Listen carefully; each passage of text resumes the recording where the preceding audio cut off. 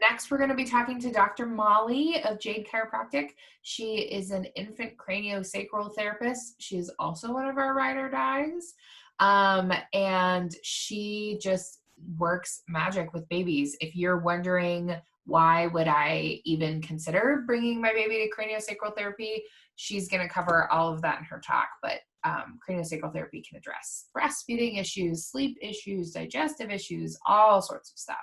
So we just love listening to her talk about it because she does such great work. And I will say, I took my youngest to CST when he was little because I wanted to know what all the fuss was about in person. And he just loved it. Like, he was in baby heaven, and he was so like chill after. I was like, yeah, this is pretty great. Well, I'm going to go ahead and invite Dr. Molly to come and join us. And then she can tell us all about it. Mm-hmm. Hello. Okay. Hi. Oh, you're looking at my ceiling. Sorry. Hi. Hello. It's nice to see you. Nice to see you also. I'm trying to wait. I got to get my chat up, right? In case there's questions. We jump in and give them to you if that's easy. Okay, great. All right. Then I have more room to see my stuff. Yeah, great. Don't worry about it. Okay. Yeah, that's great. Okay. Ooh. Hi. We'll let you do your thing. Okay, great. Hi, everyone. As they mentioned, I'm Dr. Molly Ouellette. I'm a chiropractor, and my practice is Jade Chiropractic, and I specialize in pediatrics. So today, I'm specifically going to talk about craniosacral therapy for infants and other small people. What I want to do is explain what craniosacral therapy is, and then give you some ideas about why an infant would need to come in, and then talk about what treatment looks like in general, and then also right now given the pandemic. So craniosacral therapy is a technique that was developed by an osteopath. It is a hands-on treatment, and it is done by chiropractors, massage therapists, physical therapists, lactation consultants, midwives. All these practitioners are licensed to put hands on babies and people, and then this is a treatment they can do. So I originally studied with the Upledger Institute when I was in chiropractic school over 10 years ago. Then when I got into practice, about a couple years in, I started focusing on pregnant and postpartum care.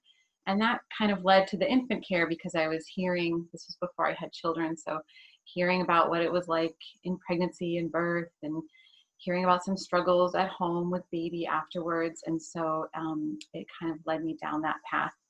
I studied with Carol Gray 7 years ago to do the infant craniosacral training. She presented yesterday. She is not only a practitioner, but also an instructor, and she's really phenomenal, and it was a very inspiring course. And I've gotten to do some of her clinics that she has run in this through the city through the years. So craniosacral therapy is a light touch treatment that releases restrictions in the body. So light touch, it is about the weight of a nickel. So I use fingertips, or maybe the side of my hand or the palm of my hand. I use a glove and I work inside the baby's mouth. And with this light pressure, it would be as if you were pressing to see how ripe a nectarine was in. So you're not pushing so hard, you're squishing through. It's just that light amount of pressure. What we're doing is I'm trying to release restrictions in the body. So your tissues should be able to move independently. So muscles, tendons, ligaments, joints, everything should be able to slide and glide over each other. And things can get a little bit stuck, even in babies, even though they don't have a long history.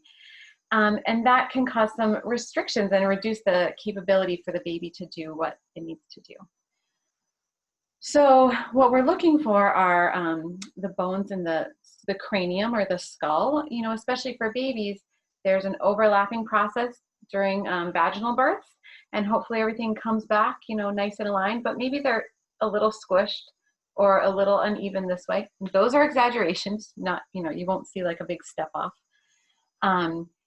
And restrictions in like the jaw and the neck, shoulders, diaphragm, hips, low back. So those are the areas that we're looking for that might be causing issues for babies.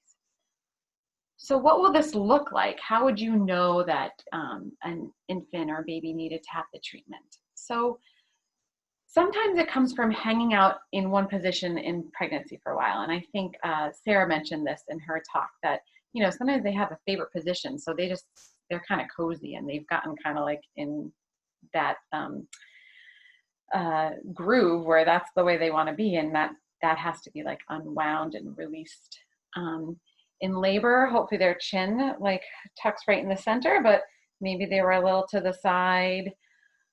Really fast births, really slow births. A lot of lactation issues or latching issues are reasons that babies will come in. Not maintaining a latch, popping on and off, clicking, clamping down, which can translate to pain or nipple damage for the parent.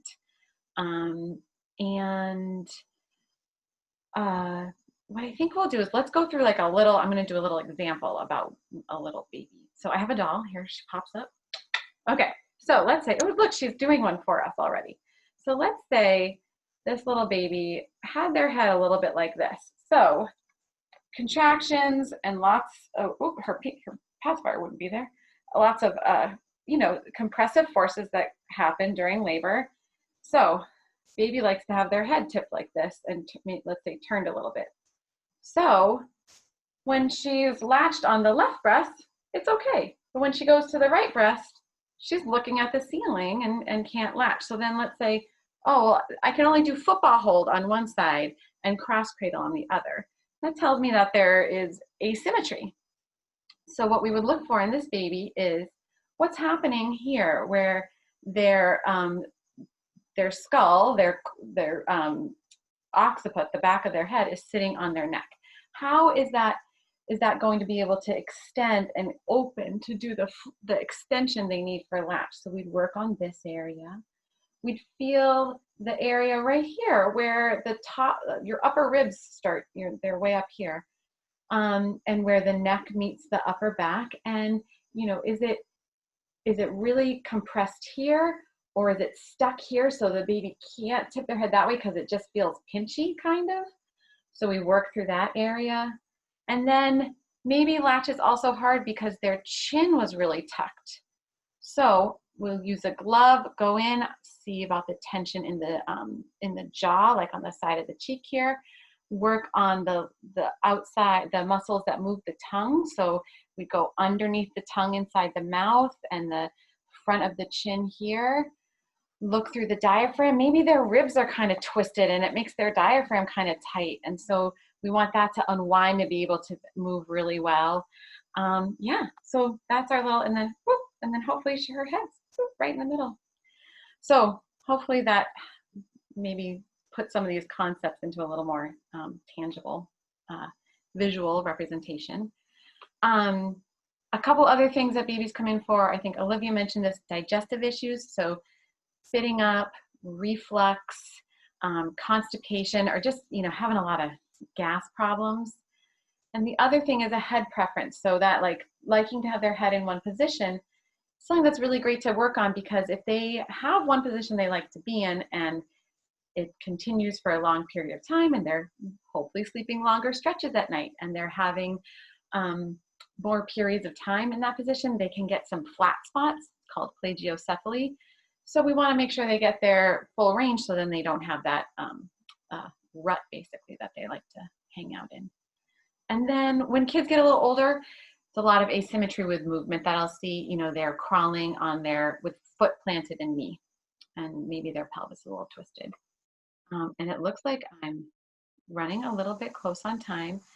So treatment, what does that look like? I am currently seeing patients in office. We have new protocols in place to keep everyone safe.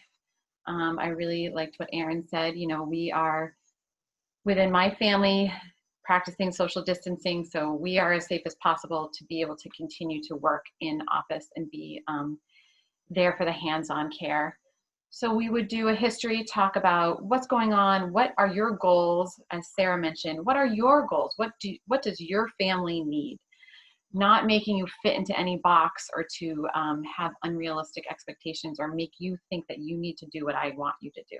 So, and we do an exam where I'll check range of motion, moving the baby's head around, feeling for these restrictions, and then doing the craniosacral treatment. And then as a chiropractor, I check their joints in their spine and their shoulders and hips especially.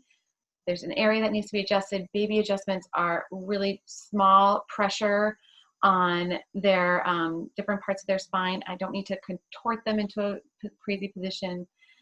And it's very gentle. And then home care.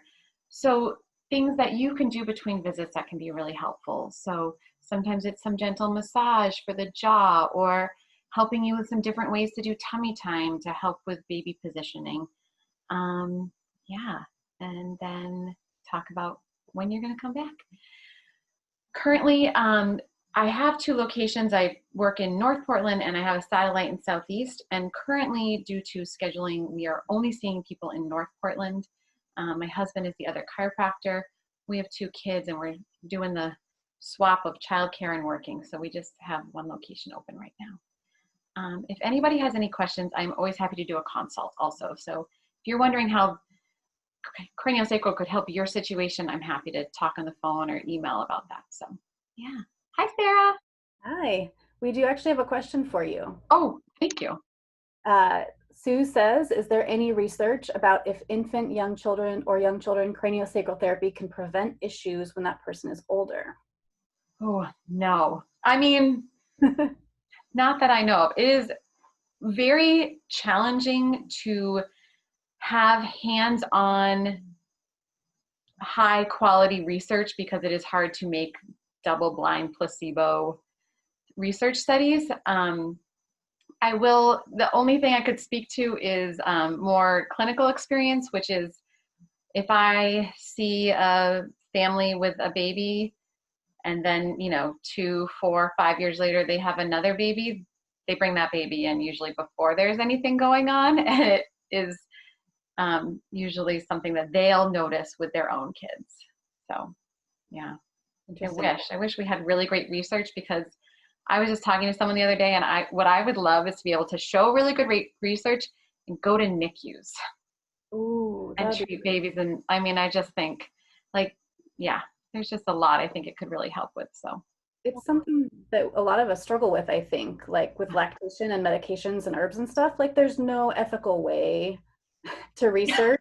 It's like if you're worried something's going to do harm, like you can't just give it to pregnant people or, lactating people.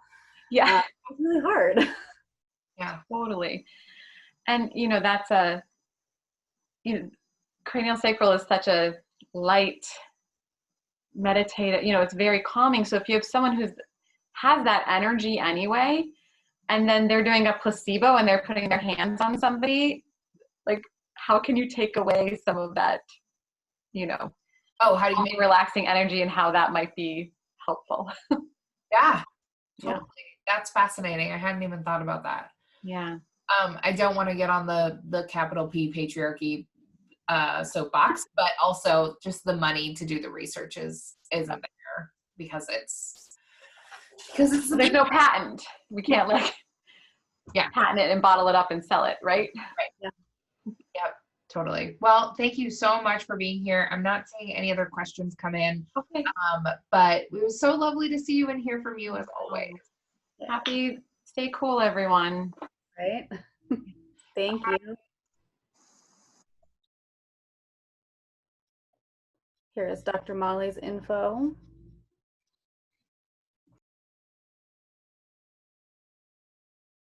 Beep, beep. Beep, beep. Thanks for watching. If you liked our channel, please make sure that you hit the button at the bottom and subscribe so you don't miss any other videos we have coming up. If you want to know the moment we post, hit that bell to notify you. Ding, ding. We're also on Facebook and Instagram At the Parent Trip PDX. And we have a Patreon that we'd love you to check out. We do all of this for free. We love to support you. We love to share all these resources.